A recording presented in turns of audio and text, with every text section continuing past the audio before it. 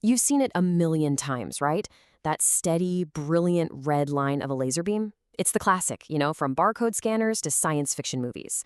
But have you ever stopped to wonder what's actually going on inside that little glass tube to make such a perfect beam of light? Well, let's get into it, because the story behind the helium neon laser is this incredible tale of an invisible, high-energy partnership happening at the atomic level. So, our journey starts with a pretty simple goal. We want to make a perfect beam of light. I'm not talking about the scattered light from a flashlight, but something super focused, pure, and just continuous. And that leads us to the big question, right? How in the world do you take a plain old tube full of gas, shoot some electricity through it, and get this amazingly precise single-color beam of light to pop out the other end? The answer, it turns out, is way more clever than you'd probably guess. To figure this out, we've got to pop the hood and see what's going on inside. And what you find is that the whole design is surprisingly simple. It really just comes down to three key players. Okay, so you have three main parts that have to work together perfectly. First, you've got the active medium. That's the glass tube, the real heart of the laser. That gets energized by the pumping agent, which is basically a high-voltage power source. And then at each end, you have the optical resonator, which is just a fancy way of saying two very, very special mirrors. These are our main characters in this story. But the real secret, the part that's just so cool about this whole thing, is what's inside that tube. See, it's not just one type of gas. It's a team. It's a carefully engineered partnership between two different gases. And here is the first big whoa moment. The mix is about 10 parts helium to just 1 part neon. Now, you'd think neon would be the star, right? I mean, it's a helium neon laser, so why is there so much helium in there?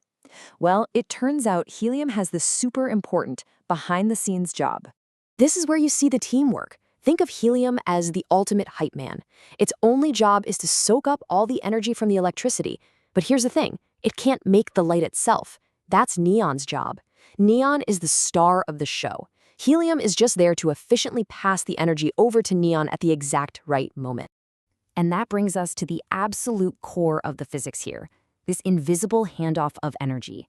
It's like this beautiful atomic choreography that's happening billions and billions of times every single second. So, when the high voltage zaps the tube, the helium atoms absorb that energy. They jump up to what's called a metastable state, and they hold on to exactly 20.61 electron volts of energy, okay? Remember that number. Now, here comes the magic.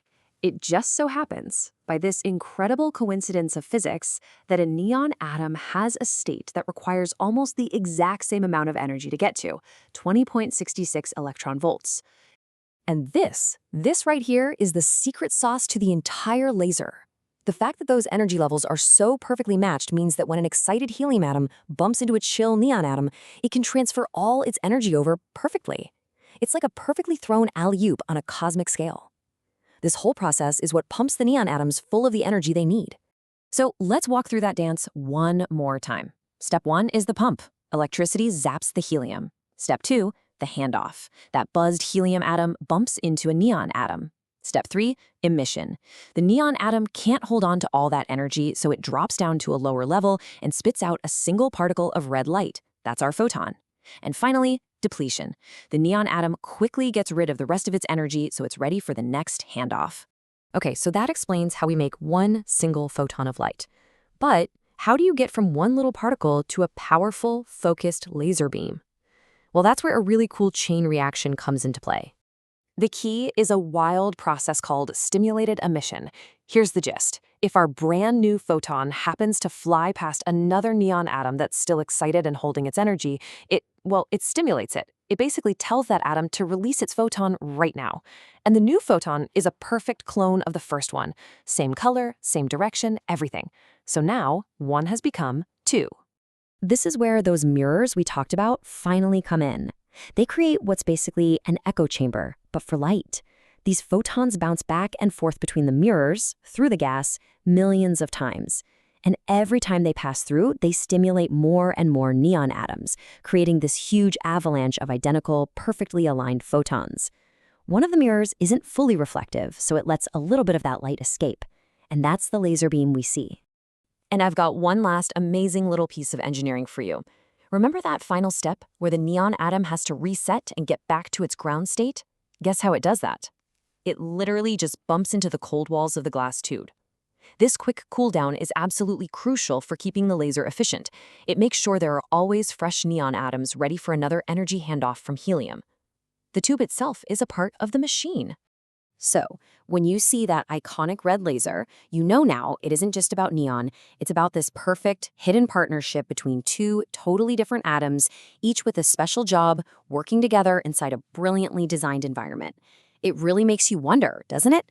What other invisible collaborations, whether in technology or just out in nature, are powering the world all around us?